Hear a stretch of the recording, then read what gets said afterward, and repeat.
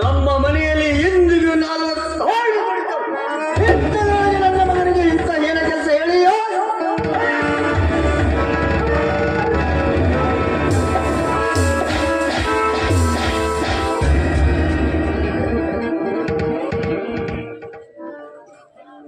ಎಲ ಮದಾಂಧ ಮಕಾಶಿ, ಸೊಕ್ಕಿನಿಂದ ಮಿಕ್ಕಿ ಮೀರಿ ಮೆರೆಯುತ್ತಿರುವ ನಿನ್ನ ಐಶ್ವರ್ಯವೆಲ್ಲ ದಿಕ್ಕಿಲ್ಲದೆ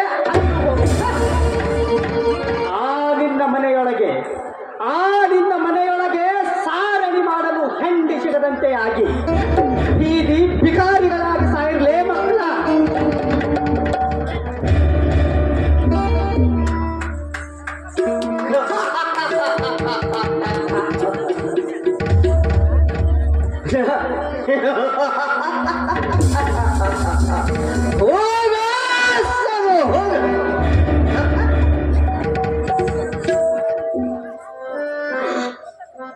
ಬಿಕಾರಿ ಅಂತ ತಿಳಿದುಕೊಂಡು ಬಾವಿ ಹಾಳಕ್ಕ ಬಂದ ನೀನು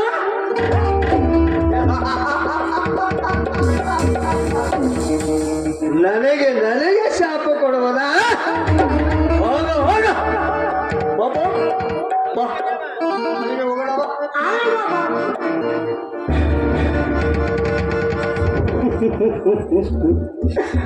ವಿನಾಶಕಾಲೇ ವಿಪರೀತ ಬುದ್ಧಿ. ದೀಪವು ಆರುವ ಸಮಯದಲ್ಲಿ ಯಾವ ರೀತಿ ಹೆಚ್ಚಾಗಿ ಉರಿಯುತ್ತದೆಯೋ ಅದೇ ರೀತಿ ಈ ಮಗ ನಾಣ್ಯ ಉರಿಯಾಕತ್ತಾನ.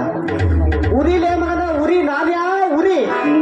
ನೀ ಆರುವ ಸಮಯ ಇನ್ನೇನು ಹತ್ತಿರದಲ್ಲಿ ಬರ್ತಾ ಇದೆ.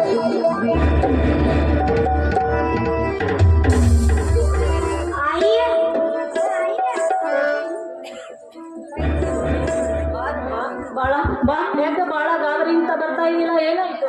ಅಯ್ಯ ಬಾಬಾರು ಪರಮೇಶ್ವರ ಗುಡಿಯಾಗ ಇದ್ದ ಒಬ್ಬ ಸಾಧು ಅಜ್ಜನ್ ಬಾಳ ಹೊಡೆದ್ ಬಂದಾರ ಅಯ್ಯಿ. ಹೇ ರಾಮ್ ರಾಮ್, ಮಹಾತ್ಮರ ಮೇಲೆ ಕೈ ಮಾಡಿ ಬಂದಾರಪ್ಪ ನಿಮ್ ಬಾಬಾರು.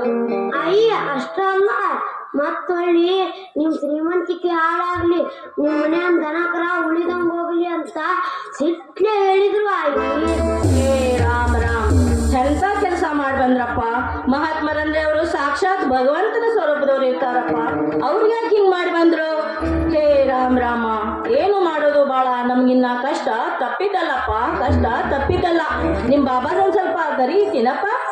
ತಡಿ ಅಯ್ಯ, ಕರಿತೇನಿ. ಬಾಬಾಜಿ